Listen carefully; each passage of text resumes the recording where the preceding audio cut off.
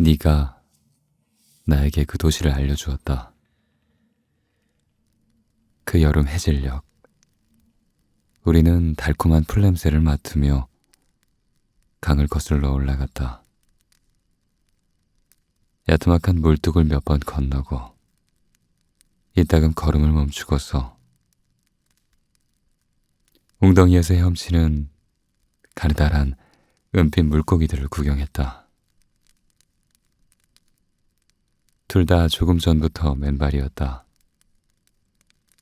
맑은 물이 복사뼈를 차갑게 씻어내고 강바닥의 모래가 발을 감쌌다. 꿈속의 부드러운 구름처럼.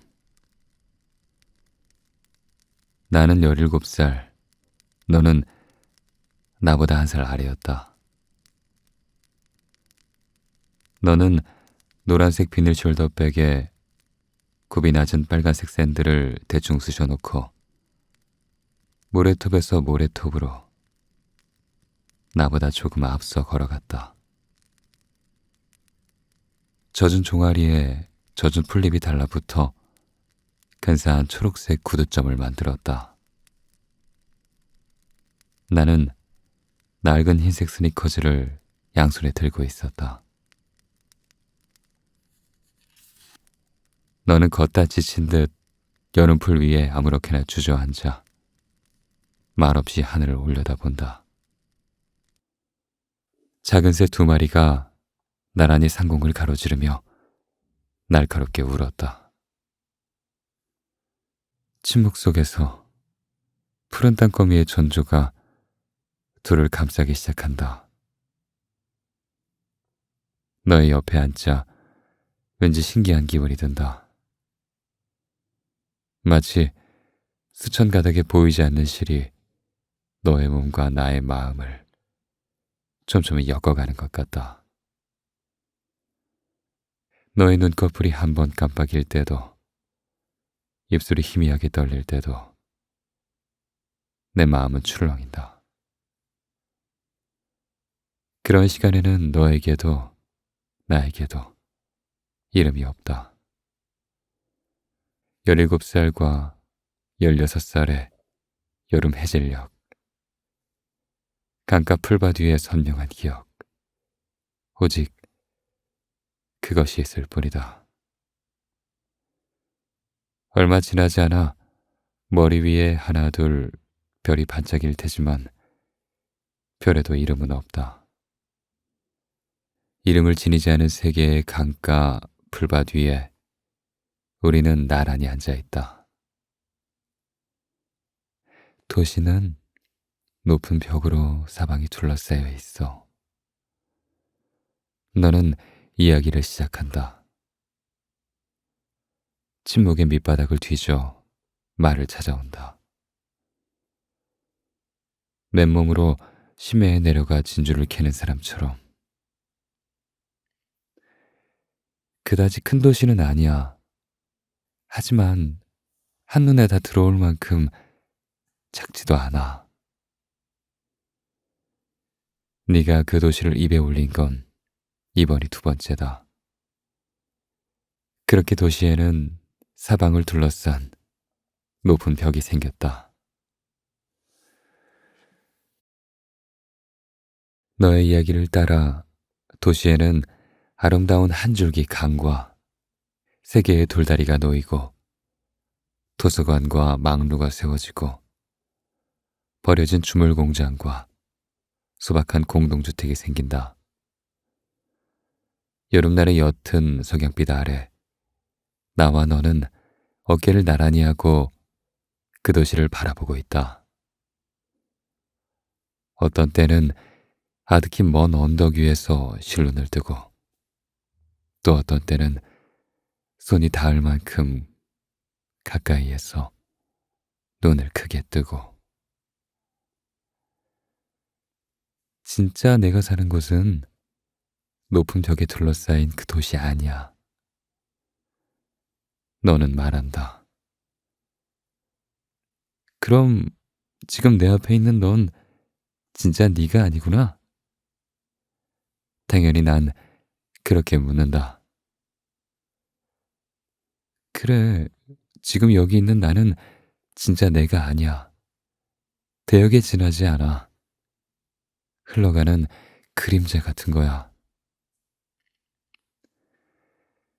나는 그 말을 잠시 생각한다. 흘러가는 그림자 같은 것? 하지만 지금은 의견을 보류해 두기로 한다. 그래, 그래서 그 도시에서 진짜 너는 뭘 하는데? 도서관에서 일해. 너는 나지막한 목소리로 대답한다. 일하는 시간은 저녁 5시쯤부터 밤 12시쯤까지. 쯤이라고? 그곳에선 모든 시간이 대략적이야.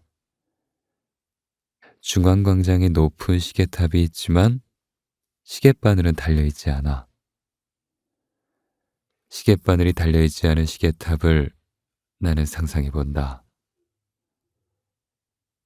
그래서 그 도서관에는 아무나 들어갈 수 있어? 아니, 아무나 자유롭게 들어가진 못해. 그곳에 들어가려면 특별한 자격이 필요해. 하지만 너는 들어갈 수 있어. 너에게는 그 자격이 있으니까. 특별한 자격이라는 게 뭘까? 너는 가만히 미소 짓는다. 하지만 질문에는 대답하지 않는다. 그래도 그곳에 가기만 한다면 나는 진짜 너를 만날 수 있는 거지? 네가 그 도시를 찾아낼 수만 있다면. 그리고 만약 너는 그 대목에서 입을 다물고 얼굴을 살짝 붉힌다. 하지만 나는 네가 끝맺지 못한 말을 알아들을 수 없다. 그리고 만약 네가 정말로 진짜 나를 원한다면 그것이 그때 네가 굳이 입 밖에 내지 않았던 말이다. 나는 네 어깨에 가만히 팔을 두른다. 너는 연녹색 민소매 원피스를 입고 있다. 너의 뺨이 내 어깨에 닿는다. 그러나 그 여름 해질녘에 내가 어깨를 아는 것은 진짜 네가 아니다. 네가 말한 대로 그것은 너를 대신하는 그림자에 지나지 않는다. 진짜의 너는 높은 벽에 둘러싸인 도시 안에 있다. 그곳에는 냇버들이 늘어진 아름다운 모래톱이 있고 몇 군데 야트막한 언덕이 있고 외뿔 달린 과묵한 짐승들이 곳곳에 있다. 사람들은 오래된 공동주택에 살면서 간소하지만 부족함 없는 생활을 한다. 짐승들은 도시에 자라는 나무 잎사귀와 열매를 즐겨 먹지만 논이 쌓이는 긴 겨울 동안 많은 개체가 추위와 굶주림으로 목숨을 잃는다. 그 도시에 가고 싶다고 나는 얼마나 간절히 바랐던가. 그곳에서 진짜의 너를 만나고 싶다고. 도시는 높은 벽에 둘러싸여 있어서 들어가기가 무척 어려워. 너는 말한다. 나가기는 더 어렵고. 어떻게 하면 그곳에 들어갈 수 있는데? 그냥 원하면 돼. 하지만 무언가를 진심으로 원한다는 건 그렇게 간단한 일이 아니야. 시간이 걸릴지도 몰라. 그 사이 많은 것을 버려야 할지도 몰라. 너에게 소중한 것을. 그래도 포기하지 마. 아무리 오랜 시간이 걸려도 도시가 사라질 일은 없으니까.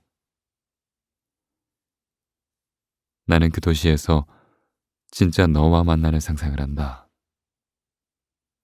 도시의 외곽에 아름답게 우거진 드넓은 사과나무 숲과 강에 놓인 세 개의 돌다리와 보이지 않는 밤개꼬리의 주저김을 마음속에 그린다. 그리고 상상한다. 진짜 네가 일하고 있는 작고 오래된 도서관을. 너를 위한 장소는 늘 그 자리에 마련되어 있어. 네가 말한다. 나를 위한 장소? 그래, 그 도시에는 딱 하나 빈자리가 있어. 너는 거기 들어가게 돼. 그건 어떤 자리일까? 꿈 읽는 네가 될 거야. 라고 너는 소리 낮춰 말한다. 중요한 비밀을 털어놓는 것처럼. 그 말에 난 무심코 웃고 만다. 저기, 나는 내가 꾼 꿈도 제대로 기억 못해. 그런 인간이 꿈 읽는 이가 된다는 건 상당히 어려울 텐데. 아니야. 꿈 읽는 이가 직접 꿈을 꿀 필요는 없어. 도서관 서고에서 그곳에 보관된 수많은 오래된 꿈을 읽기만 하면 돼. 근데 누구나 할 수 있는 일은 아니야. 그런데 나는 할 수 있다? 너는 고개를 끄덕인다. 그래, 할 수 있어. 너에게는 자격이 있으니까. 그리고 그곳에 있는 나는 너의 일을 도와. 매일 밤 너의 곁에서. 나는 꿈 읽는 이이고 도시의 도서관에서 매일 밤 수많은 오래된 꿈을 읽는다. 그리고 내 곁에는 늘 네가 있다. 진짜 네가. 나는 제시된 사실을 소리내어 되낸다. 내 팔 안에서 연녹색 원피스를 입은 너의 맨 어깨가 작게 떨린다. 그러고는 갑자기 굳어진다. 맞아. 그런데 하나 기억해줘. 만약 내가 그 도시에서 너를 만난다고 해도 그곳에 있는 나는 너에 대해 아무것도 기억하지 못한다는 걸. 어째서? 어째서인지 넌 모르겠어? 나는 안다. 그렇다. 내가 지금 가만히 어깨를 안고 있는 것은 너의 대역일 뿐이다. 진짜 너는 그 도시에 살고 있다.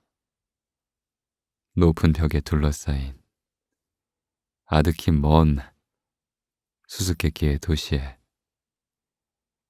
내 손 안의 어깨는 무척 매끄럽고 따뜻해서 진짜 너의 어깨라고 생각할 수밖에 없지만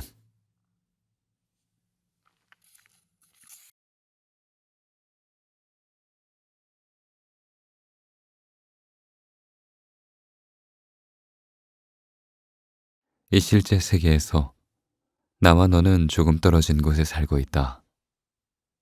아주 멀다고 할 정도는 아니지만 충동적으로 곧장 만나러 갈 수 있을 정도로 가깝지도 않다. 전철을 2번 갈아타고 1시간 반쯤 걸려야 네가 사는 도시에 다다를 수 있다. 그리고 우리가 사는 도시는 어느 쪽도 높은 벽에 둘러싸여 있지 않다. 그러니 물론 자유롭게 오갈 수 있다.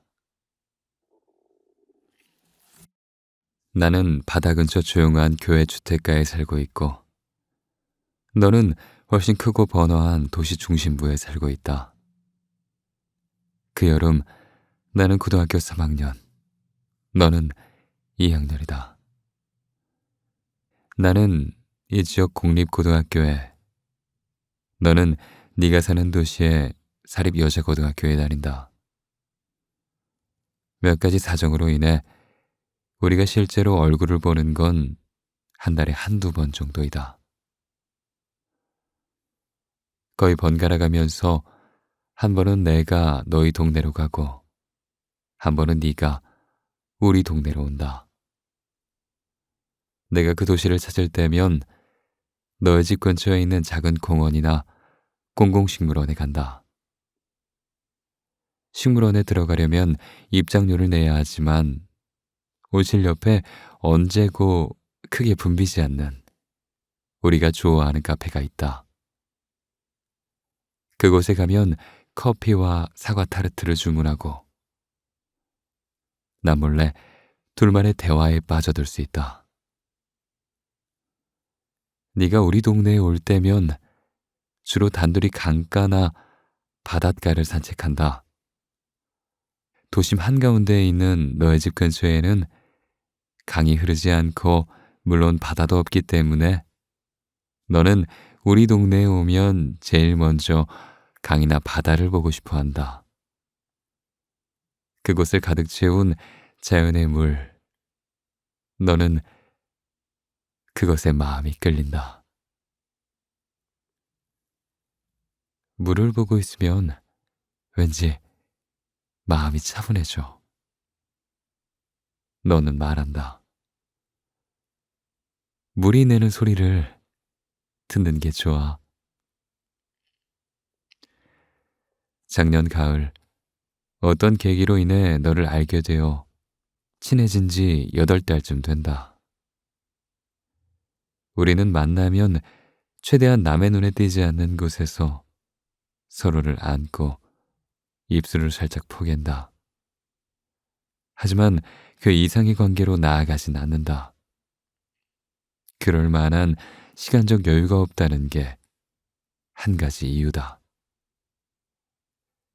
보다 깊고 친밀한 관계를 맺기에 적당한 장소를 찾지 못했다는 현실적인 사정도 있다.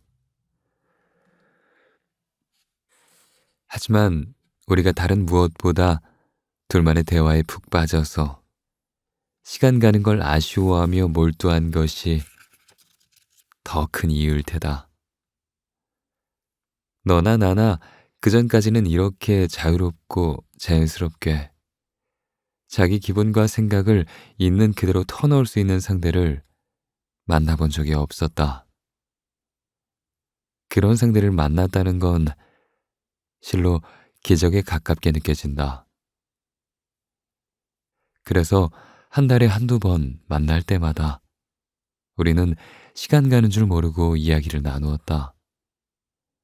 아무리 오래 대화해도 화제가 바닥나는 일은 없었고 헤어질 시간이 되어 역 개찰구에서 작별 인사를 할 때는 항상 중요한 이야기가 더 많이 남아있는데 미처 말하지 못한 기분이 들었다. 물론 내가 신체적 욕구를 품지 않았던 건 아니다. 17살의 건강한 소년이 아름답게 가슴이 부푼 16살의 소녀를 앞에 두고 하물며 그 부드러운 몸에 팔을 두르면서 성적인 욕구에 휩싸이지 않을 리 없다. 하지만 그런 것들은 좀 더 나중으로 미뤄도 되리라고 난 본능적으로 느낀다. 지금 나에게 필요한 건 한 달에 한두 번 너를 만나 얼굴을 보고 단둘이 긴 산책을 하고 여러 가지 솔직한 이야기를 나누는 일이다. 서로의 정보를 친밀하게 교환하고 보다 깊이 알아가는 일이다. 그리고 어딘가에 있는 나무 그늘에서 서로를 끌어안고 입술을 포갠다. 그렇게 근사한 시간에 그 외의 요소를 성급하게 불러들이고 싶지 않았다. 그랬다가는 거기 있던 소중한 무언가가 고장나서 다시는 원상태로 돌아갈 수 없을지도 모른다. 신체적인 건 나중 일로 남겨두자. 나는 그렇게 생각한다. 혹은 직감이 내게 그렇게 알려준다. 그런데 그렇게 이 말을 맞대고서 우리는 대체 무슨 이야기를 나눴을까? 지금 와서는 기억나지 않는다. 너무 많은 이야기를 하는 바람에 화제를 하나하나 가려내기가 불가능해진 것이리라. 하지만 네가 높은 벽에 둘러싸인 특별한 도시 이야기를 들려주고서부터는 그것이 우리 대화에서 주요한 부분을 차지하게 되었다. 주로 네가 도시의 큰 틀을 말해주면 내가 그에 대해 실제적인 질문을 하고 네가 대답해서 보충하는 식으로 도시의 구체적인 세부가 결정되고 기록되어 갔다. 그 도시는 원래 네가 만들어낸 것이다. 혹은 네 안에 예전부터 존재했던 것이다. 그러나 그걸 눈에 보이는 것, 말로 묘사할 수 있는 것으로 구축해내는 데는 나도 적잖이 힘을 보탰다고 생각한다.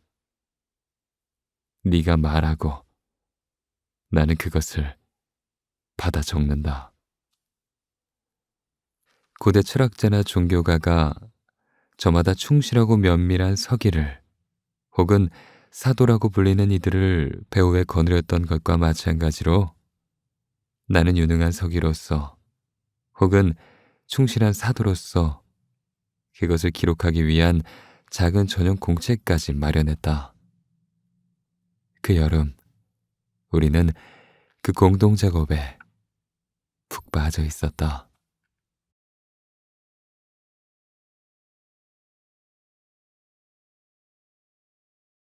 가을. 짐승들의 몸은 다가올 추운 계절에 대비해 눈부신 황금색 털로 뒤덮인다. 이마에 돋은 웹불은 희고 날카롭다. 그들은 차가운 강물에 발굽을 씻고 가만히 고개를 뻗어 붉은 나무 열매를 탐하고 금적화 이파리를 씹는다. 아름다운 계절이었다. 벽을 따라 세워진 망루 위에 올라 나는 저물녘의 뿔피리를 기다린다. 해가 넘어가기 조금 전인 그 시간에 뿔피리는 길게 한 번, 짧게 3번 울린다. 그것이 규칙이다. 부드러운 뿔피리 소리가 석양에 물든 돌길 위를 미끄러져 간다. 뿔피리의 울림은 짐작컨대 수백 년간 변함없이 되풀이 되었을 것이다. 집집의 돌벽 틈새에도 광장의 울타리를 따라 늘어선 석상에도 그 음색은 깊이 스며들어 있다. 뿔피리 소리가 도시에 울려 퍼질 때 짐승들은 태고적 기억을 향해 고개를 든다.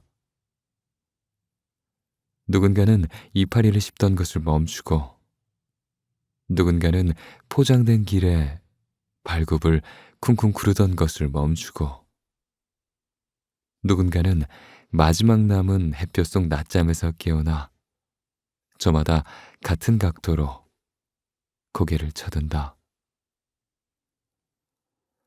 한순간 모든 것이 조각상처럼 고정된다. 움직이는 건 바람에 부드럽게 나부끼는 황금색 털뿐이다. 그런데 대체 무엇을 보는 걸까? 짐승들은 한 방향으로 고개를 돌려 허공을 응시하고 미동도 하지 않는다. 그렇게 뿔피리 소리에 귀를 기울인다. 뿔피리의 마지막 울림이 허공으로 빨려 들어가 사라지면 그들은 앞발을 가지런히 모아 몸을 일으키고 혹은 기지개를 켜서 자세를 가다듬고는 일제히 걷기 시작한다. 잠시 동안 걸렸던 주문이 풀리고 쿵쿵거리는 짐승들의 발굽 소리가 한동안 도시를 지배한다. 줄지은 짐승들이 구불구불하게 뻗은 돌길을 나아간다. 누가 선두에 서는 것도 대열을 이끄는 것도 아니다. 짐승들은 눈을 내리깔고 양옆으로 어깨를 작게 흔들면서 침묵의 강을 내려갈 따름이다. 그럼에도 그 한 마리 한 마리 사이에 부정하기 힘든 긴밀한 유대가 맺어진 듯 보인다. 몇 번 관찰하다 보면 짐승들이 따라가는 코스와 속도가 엄밀하게 정해져 있음을 알 수 있다. 그들은 중간중간 동료들을 무리에 더해가면서 완만한 아치를 그리는 옛 다리를 건너 날카로운 첨탑에 서 있는 광장까지 걷는다. 너의 말대로 탑의 시계에는 바늘이 2개 다 없다. 그리고 강의 모래톱으로 내려가서 초록불을 뜯던 소수의 집단을 합류시킨다. 강가를 따라 상류 쪽으로 나아가 북쪽으로 뻗은 메마른 운하변의 공장가를 통과하고 숲에서 나무 열매를 찾아다니던 무리를 걷어들인다.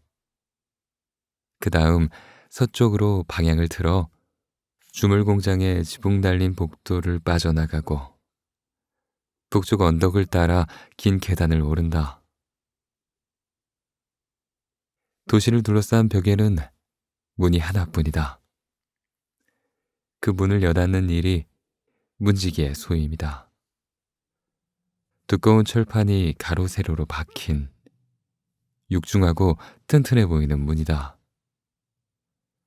그러나 문지기는 가볍게 밀어서 열고 닫는다. 다른 인간이 문에 손을 대는 건 허용되지 않는다. 문지기는 매우 억세고 우람한, 그러나 자기 일에는 지극히 충실한 사내다. 정수리가 뾰족한 머리를 말끔히 깎았고 얼굴도 매끈하다.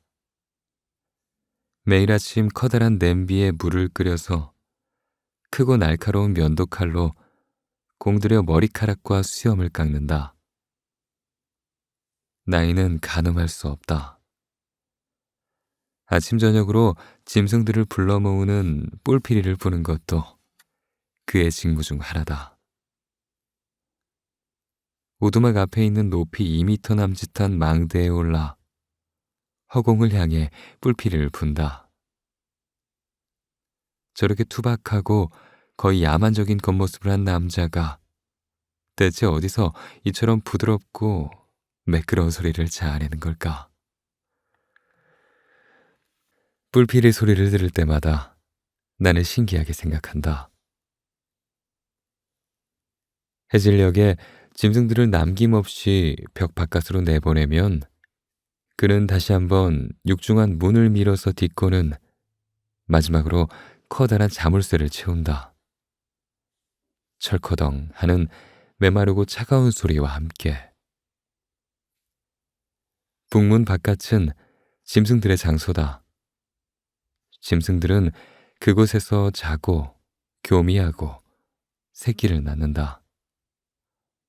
숲과 덤불이 있고 작은 강도 흐른다. 그리고 그곳 역시 벽으로 둘러싸여 있다. 1미터가 조금 넘는 낮은 벽이지만 어째서인지 짐승들은 그 벽을 넘지 못한다. 혹은 넘으려 하지 않는다. 문 양쪽 벽에는 6개의 망루가 있다. 오래된 나선형 나무 계단이 있어 누구든 올라갈 수 있다. 망루에서는 짐승들의 서식지가 한눈에 들어온다. 하지만 보통 때는 아무도 그런 곳에 오르지 않는다. 도시 주민들은 짐승들의 생활에 전혀 관심을 두지 않는 듯하다. 그러나 봄이 시작될 무렵의 일주일간 사람들은 짐승들이 격렬히 싸우는 광경을 구경하기 위해 기꺼이 벽의 망루에 오른다. 그 시기 짐승들은 평소 모습에서는 상상할 수 없을 만큼 거칠어지고 수컷들은 먹는 것도 잊은 채 사력을 다해 암컷을 두고 싸운다. 낮게 으르렁거리면서 경쟁자의 목과 배에 날카로운 웹불을 찔러 넣으려 한다. 교미 긴 그 일주일 동안은 짐승들이 도시 안으로 들어오지 않는다. 사람들에게 위험한 일이 생기지 않도록 문지기가 문을 닫아버리기 때문이다. 적지 않은 짐승들의 싸움 중에 심각한 상처를 입고 몇몇은 목숨을 잃기도 한다. 그리고 그 땅에 흘린 붉은 피에서 새 질서와 새 생명이 탄생한다. 연두빛 버들가지가 초봄에 일제히 싹을 틔우는 것과 마찬가지로 짐승들은 우리가 가늠할 수 없는 독자적인 사이클과 질서 속에 살고 있다. 모든 것은 규칙적으로 반복되고 질서는 그들 자신의 피와 맞바꾸어 주어진다. 격렬한 일주일이 지나고 보드라운 4월의 비가 핏물을 씻어낼 무렵 짐승들은 다시 원래대로 정밀하고 온화한 존재로 돌아간다. 하지만 그 광경을 내가 직접 목격한 것은 아니다. 너에게 이야기를 들었을 뿐이다. 가을날의 짐승들은 저마다 자리에 웅크리고 앉아 황금색 털을 석양에 빛내면서 뿔피리 소리가 허공에 빨려 들어가기를 묵묵히 기다린다. 그 수는 짐작컨대 1000을 넘으리라. 그렇게 도시의 하루가 끝난다. 나날이 지나가고 계절이 바뀐다. 그러나 나날과 계절은 어디까지나 임시적인 것이다. 도시의 본래 시간은 다른 곳에 있다.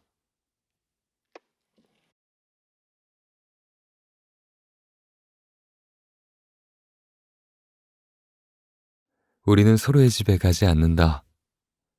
가족의 얼굴을 보거나 친구를 소개하지도 않는다. 요컨대 누구에게도 방해받고 싶지 않은 것이다. 나와 너는 둘이서 보내는 시간만으로 충분히 만족하기에 다른 무언가를 곁들이고 싶은 생각이 없다.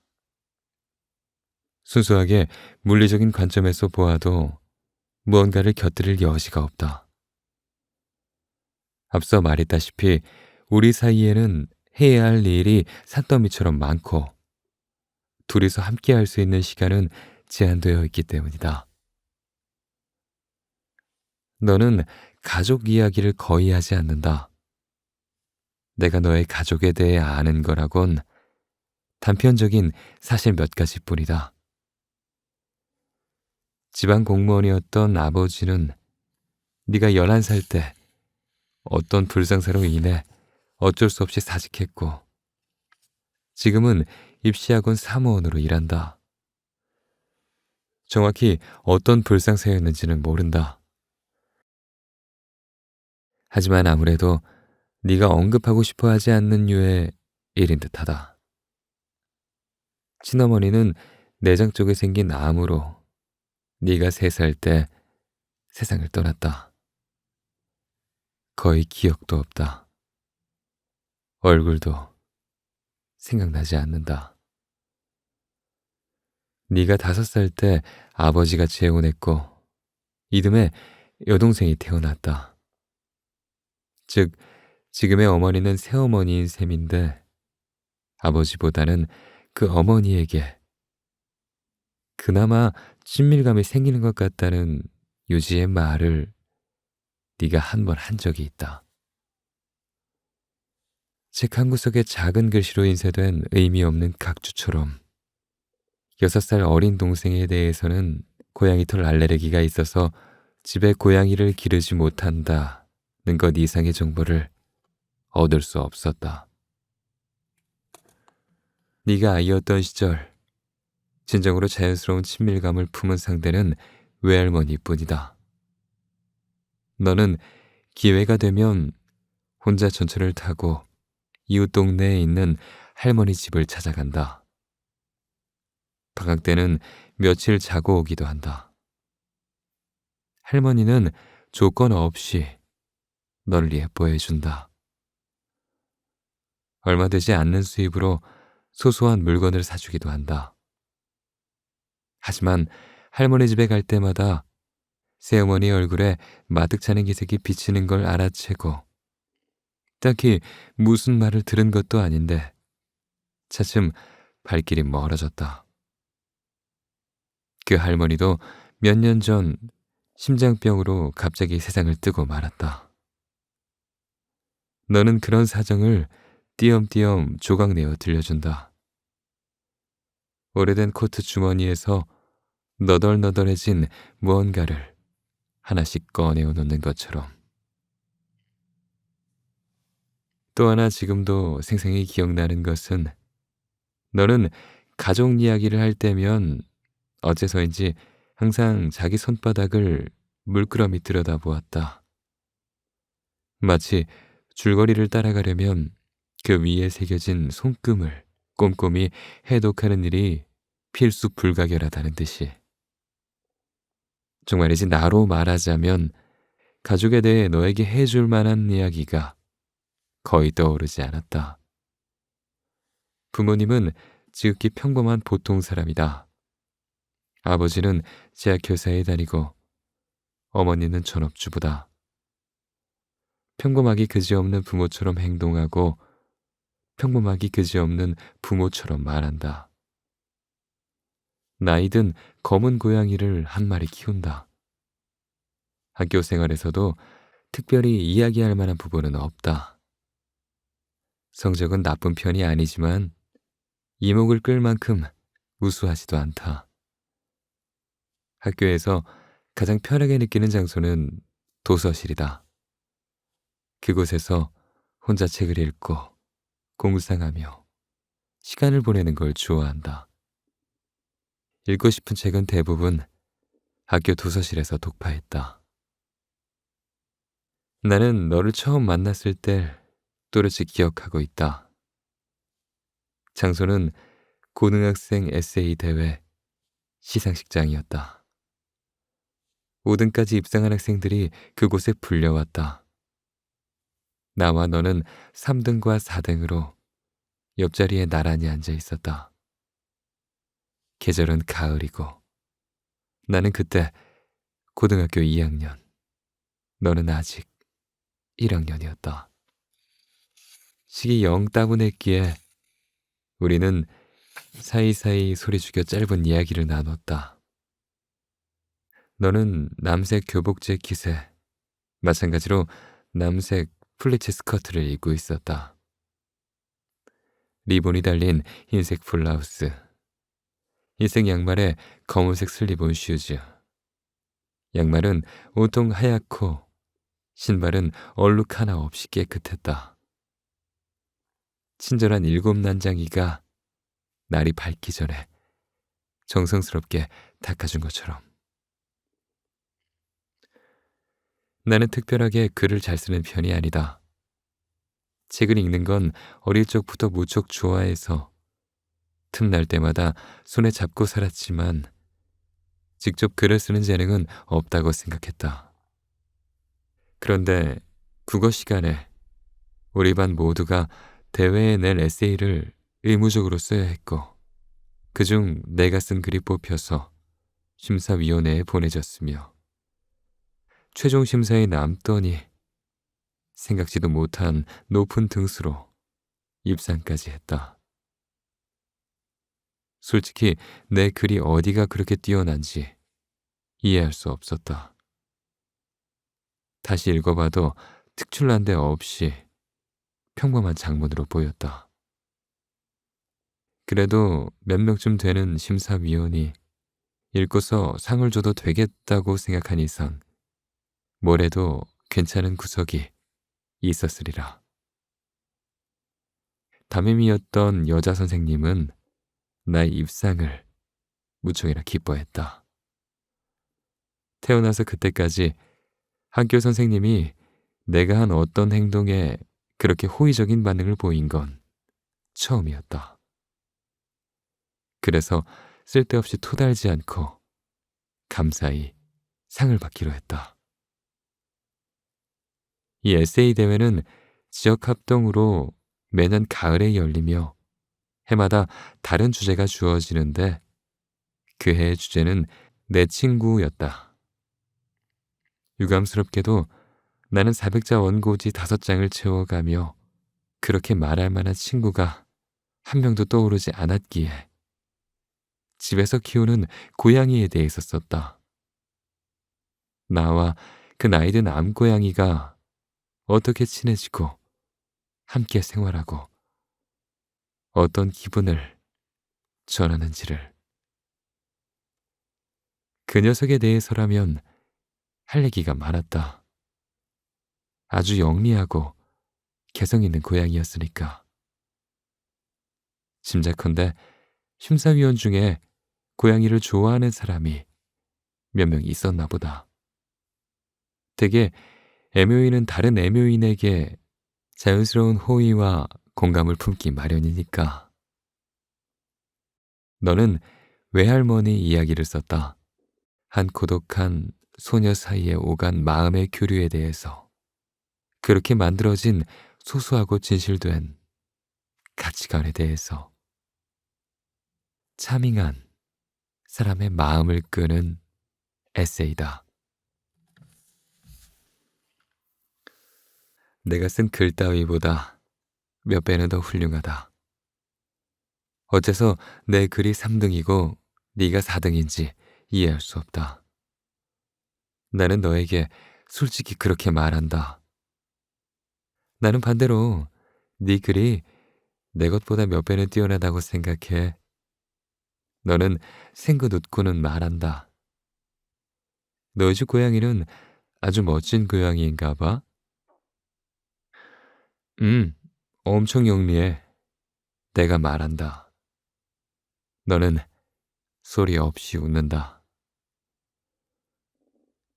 너희 집은 고양이 키워? 내가 묻는다. 너는 고개를 젓는다. 동생이 고양이 알레르기가 있어서. 그것이 내가 너에 대해 처음으로 얻은 사소한 개인정보였다. 그녀의 동생은 고양이 털 알레르기다. 너는 무척 아름다운 소녀다. 적어도 내 눈에는 그렇게 비친다. 아담한 체격, 얼굴은 동그란 편이고 손가락은 가늘고 예쁘다. 머리는 짧고 가지런히 자른 검은 앞머리가 이마를 덮고 있다. 신중히 선택한 그림자처럼 곱게 뻗은 코는 작고 눈이 아주 크다. 일반적인 미의 기준으로 보면 눈과 코의 균형이 맞지 않는다고 할 수도 있지만 나는 왠지 그 부조화에 마음이 끌린다. 작고 얇은 살구빛 입술은 늘 착실하게 다물려 있다. 중요한 비밀 몇 가지를 그 안에 숨기고 있는 것처럼. 5명의 입상자가 차례로 단상으로 올라 표창장과 기념 메달을 공손하게 받아든다. 1등상을 받은 키 큰 여자아이가 짧게 수상소감을 말한다. 상품은 만년필이었다. 길고 따분한 시상식이 끝나갈 즈음 수첩 메모를 안에 내 주소와 이름을 볼펜으로 적고 그 장을 찢어내 너에게 살짝 건넸다. 혹시 괜찮으면 나한테 편지를 한번 보내줄 수 있을까? 나는 메마른 목소리로 너에게 말한다. 평소에 나는 그렇게 대담한 짓을 하지 않는다. 워낙에 낯을 가리는 성격이다. 그리고 물론 겁쟁이이기도 하다. 하지만 이대로 너와 헤어지고 두 번 다시 만날 일이 없을지도 모른다고 생각하니 엄청나게 잘못되고 전혀 공정하지 않는 일처럼 느껴진다. 그래서 용기를 끌어모아 큰맘 먹고 행동에 나선다. 너는 조금 놀란 표정으로 그 종이를 받아들고는 반듯하게 두 번 접어 교복 재킷의 가슴 주머니에 넣는다. 완만하고 신비로운 커브를 그리는 가슴 위에, 그리고 앞머리를 쓰다듬고서 보일락 말락 뺨을 붉힌다. 네가 쓴 글을 더 읽고 싶어. 내가 말한다. 실수로 다른 방 문을 열어버린 사람이 서투르게 변명하듯이. 나도 네가 쓴 편지를 꼭 읽고 싶어. 너는 그러고서 몇 번 작게 고개를 끄덕인다. 나를 격려하는 것처럼. 너의 편지는 일주일 후 나에게 도착한다. 멋진 편지다. 나는 적어도 20번쯤 그 편지를 읽는다. 그리고 책상 앞에 앉아 그날 부상으로 받은 새 만년필로 긴 답장을 쓴다. 그렇게 편지를 주고받으면서 우리는 둘만의 교제를 시작한다. 우리는 연인 사이였을까? 간단하게 그런 이름을 붙여도 될까? 나는 알 수 없다. 어쨌거나 나와 너는 적어도 그 시기 1년 가까운 시간 동안 서로의 마음을 티 없이 순수하게 한데 맺고 있었다. 이윽고 둘만의 특별한 비밀 세계를 만들어내고 함께 나누게 되었다. 높은 벽에 둘러싸인 신비로운 도시를. 그 건물의 문을 민 건 도시에 들어오고 사흘째 되는 날 저녁이었다. 이렇다 할 특징 없는 오래된 석조 건물이다. 강을 따라 한동안 동쪽으로 걷다가 옛다리를 마주보는 중앙광장을 지나면 나온다. 입구에 아무런 표시도 없기에 모르는 사람이 보면 그곳이 도서관임을 알기 어렵다. 16이라고 새겨진 황동 플레이트가 무뚝뚝하게 박혀있는 것이 그것이 전부다. 플레이트가 변색되어 숫자를 알아보기 힘들었다. 무거운 나무 문이 낮게 삐걱이며 안쪽으로 열리자 어둑한 정사각형 방이 보였다. 사람은 없다. 천장이 높고 벽에 달린 램프가 빈약한 빛을 내고 공기에서 누군가의 마른 땀 냄새 같은 것이 났다. 모든 것이 점점 흐려져 분자로 해체되어 그대로 어딘가에 빨려들 것 같은 그런 어둠이었다. 걸음을 옮길 때마다 다른 삼나무 바닥에 여기저기서 날카로운 소리를 냈다. 세로로 긴 창문이 2개 있고 가구는 하나도 놓여있지 않다. 마주보는 정면에 문이 있었다. 간소한 나무 문으로 얼굴 높이쯤에 작은 불투명한 창이 있고 거기에도 16이라는 숫자가 고풍스러운 장식체로 적혀 있다. 불투명 유리 너머로 희미한 불빛이 보였다. 문을 가볍게 2번 두드리고 기다렸지만 답은 없다. 발소리도 들리지 않는다.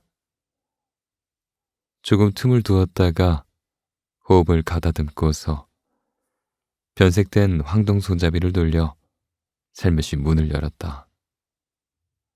문은 삐거덕 소리를 냈다. 누가 왔다고 주위에 경고하는 것처럼. 문 너머에는 사방 5미터 정도, 역시 정사각형인 방이 있었다. 천장은 방금 지나온 방만큼 높지 않다. 그리고 여기에도 사람이 보이지 않는다. 창은 하나도 없고 회벽이 사방을 둘러싸고 있다.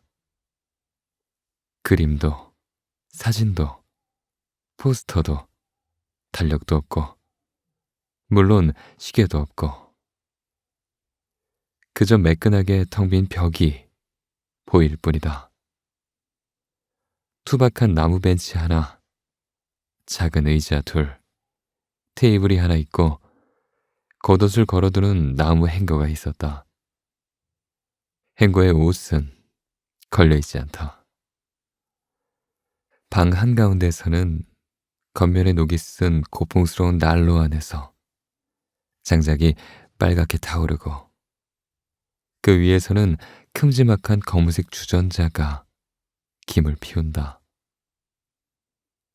정면에는 대출 카운터 같은 것이 있고 장부가 하나 펼쳐진 채로 놓여 있었다. 작업하다 말고 무슨 급한 볼일이 생겼음을 알려주듯이. 그 누군가, 아마도 도서관원이겠지.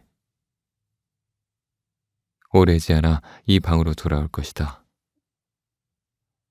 카운터 안쪽에는 서구로 통하는 걸로 보이는 짙은색 문이 있었다. 그렇다면 이곳은 역시 도서관일 것이다. 책은 한 권도 보이지 않지만 어디를 보나 도서관다운 분위기가 남아 있었다.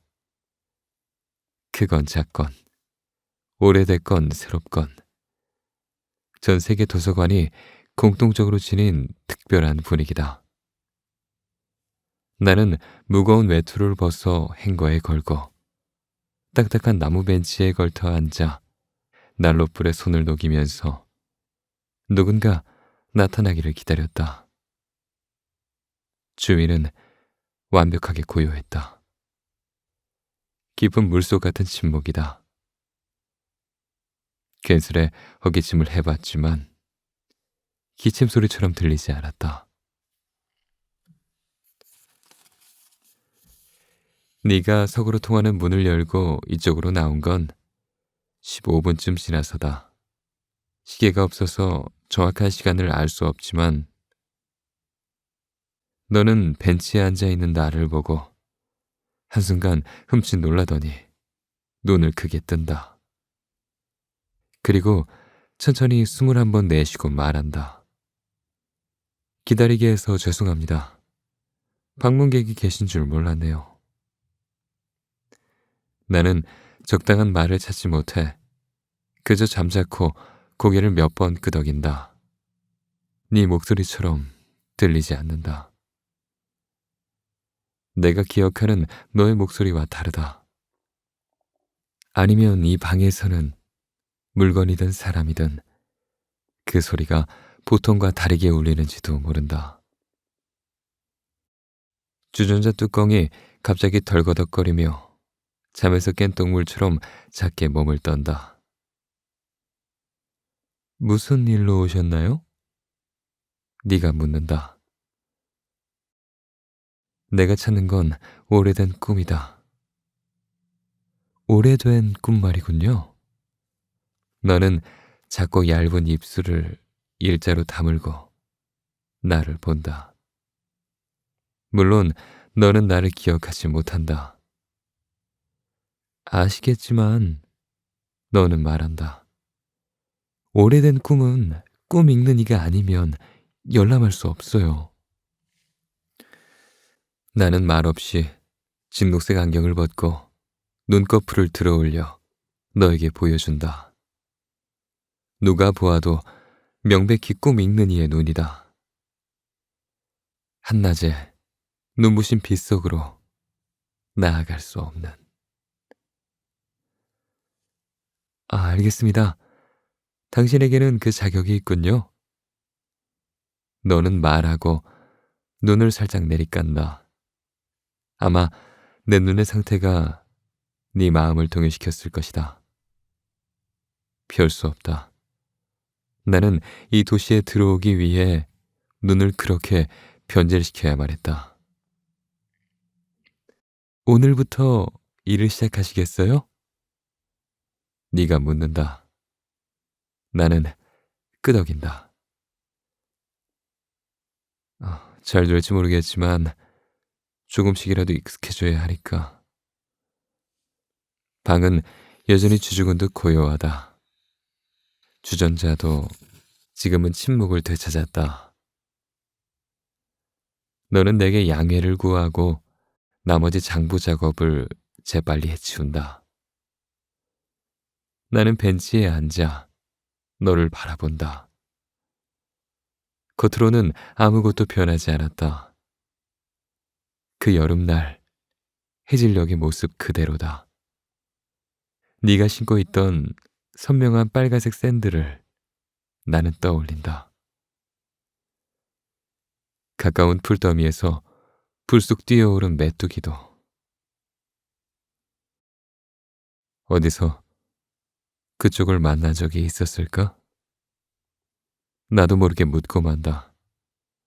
무익한 질문인 줄 알면서도. 너는 장부에서 눈길을 들고 왼손에 연필을 쥔 채 잠시 내 얼굴을 바라보고는 고개를 가로젓는다. 아니요, 뵌 적이 없는 것 같습니다. 너는 대답한다. 말투가 깍듯한 건 아마 너는 아직 16 그대로인데 나는 17살이 아니기 때문일 것이다. 너에게 나는 이제 훨씬 나이 많은 어른 남자다. 어쩔 수 없는 일이라지만 시간의 흐름이 가슴을 찌른다. 기록 작업을 마치자 너는 장부를 덮어 등 뒤 선반에 꽂아놓고서 내게 줄 약초차를 준비한다. 난로 위 주전자를 내려 뜨거운 물을 따르고 빻은 약초를 주의 깊게 섞어서 짙은 쑥색을 띤 차를 우린다. 그리고 큼직한 도기잔에 담아 내 앞에 내려놓는다. 꿈 읽는 이에게 제공되는 특별한 차. 이것을 만드는 것도 너의 업무 중 하나다. 나는 천천히 그 약초차를 마신다. 걸쭉한 데다 특유의 쓴맛이 나서 결코 편하게 마실 수 있는 차는 아니다. 그러나 그 양분이 아직 완전히 아물지 않은 내 눈을 치유하고 마음을 진정시킨다. 그렇게 특별한 용도를 지닌 차다. 너는 테이블 너머에서 그런 내 모습을 바라보고 있다. 자기 손으로 만든 약초차를 어떻게 생각하는지 걱정스러운 것이리라. 나는 너를 향해 작게 고개를 끄덕인다. 문제없어 라고 말하듯이. 그러자 너도 입가에 안도의 미소를 띈다. 그리운 미소다. 나는 오랫동안 그 미소를 보지 못했다. 방은 따뜻하고 조용하다. 시계가 없어도 무음 속에서 시간은 흘러간다. 발소리를 죽이고 담장 위를 걸어가는 야윈 고양이처럼. 네, 안녕하세요. 반갑습니다. 현준입니다. 오늘은 무라카미 하루키의 도시와 그 불확실한 벽의 초반 부분을 읽어드렸는데요. 어떠셨나요? 아마 무라카미 하루키는 우리나라 사람들이 가장 좋아하는 일본의 소설가 중에 한 명일 겁니다. 아마 가장 좋아하지 않을까요? 또 일본의 소설가 하면은 무라카미 하루키밖에 모르는 사람도 많을 것 같아요.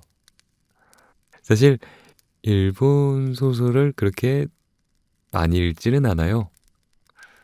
최근에 조금 읽긴 했는데 예전부터 쭉 읽고 있던 건 하루키의 소설뿐이 아니었나 하는 생각이 듭니다. 무라카미 하루키 작가님을 처음 알게 된 건 상실의 시대, 그러니까 노르웨이의 숲이죠. 그 책으로 알게 됐는데 굉장히 여운이 많이 남는 책이어서 그랬던 것 같습니다.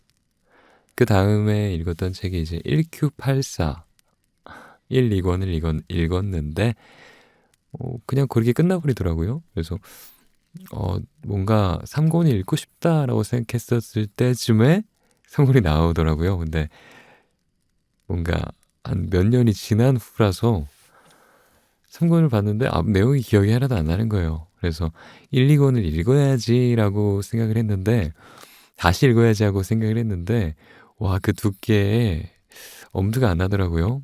그래서 지금까지 못 읽고 있는데 이번에 도시와 그 불확실한 벽이란 이 책을 읽으면서 그 하루키의 느낌을 오랜만에 다시 이렇게 느낄 수 있었습니다. 뭔가 섬세한 묘사와 그 특유의 분위기라고 해야 하나요? 그런 게 있습니다. 하루키 작가님의 책은요. 그래요. 마음속에 비밀을 품지 않은 사람은 없다. 그에 우리는 둘만의 비밀 도시를 만들었다. 분리되는 그림자, 바늘 없는 시계탑, 그리고 벽으로 둘러싸인 도시. 네가 나에게 그 도시를 알려주었다. 도시는 사방이 높은 벽으로 둘러싸여 있다. 도시에는 시간이 없다. 시계에도 바늘이 없다. 도시에 들어가려면 내 그림자도 버려야 한다. 네가 일한다고 했던 도서관으로 간다. 그런데 너는 나를 알아보지 못한다. 도서관에는 책 대신 사람들의 꿈이 놓여 있다. 나에게 주어진 일은 그 꿈들을 읽어가는 것이다. 꿈을 읽으려면 내 눈에 상처를 내야 한다. 앞이 잘 보이지 않는 나, 나를 알아보지 못하는 너, 이 비밀의 도시에서 이제 우리는 무엇이 되어가는 걸까?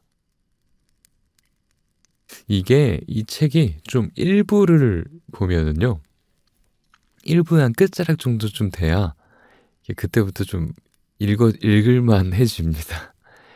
이 책이요, 좀 초반에 좀 잘 버텨내야 돼요. 저 개인적으로 그렇게 생각합니다. 1부, 2부, 3부까지 있는 책인데 한 6장까지? 한 6장이 아니야. 1부에 한 챕터 한 70쪽 읽어갈 때까지 조금 졸릴 수 있어요. 하지만 그걸 잘 극복해낸다면 그 이후로는 술술 읽힌다. 그렇게 말씀드리고 싶습니다. 이렇게 좀 두껍긴 하지만 소설책이니까 재미있게 이야기에 빠져들면서 읽을 수 있었다라고 말씀을 드리고 싶습니다. 그리고 책이 좀 알쏭달쏭한 면이 있어요. 그래서 이걸 한 번 다 읽고 두 번째 본다면 앞에서 좀 뭐지 이건? 이렇게 했던 것들은 좀 해소되지 않을까, 그런 생각도 좀 해봅니다. 예. 정말 대단한 것 같아요. 무라카미 하루키 작가님은요. 어쩜 이렇게 없는 허구의 세상을 마치 다녀온 것처럼 그렇게 묘사하게, 생생하게 묘사해서 쓸 수 있을까. 정말 소설가들은 그 머릿속에 엄청 방대한 세계를 가지고 있는 느낌이 있어요. 그쵸? 그 중에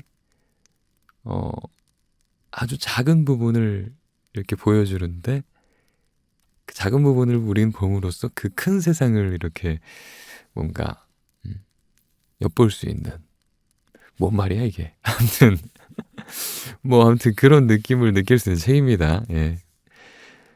제가 뭐 감히 뭐 어떻게 뭐 평가를 하겠습니까? 한번 보세요. 재밌습니다. 이미 많이들 보셨을지 모르겠는데.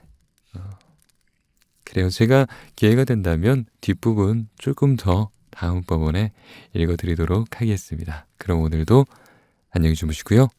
좋은 꿈 꾸시기 바랄게요. 갈게요. 안녕.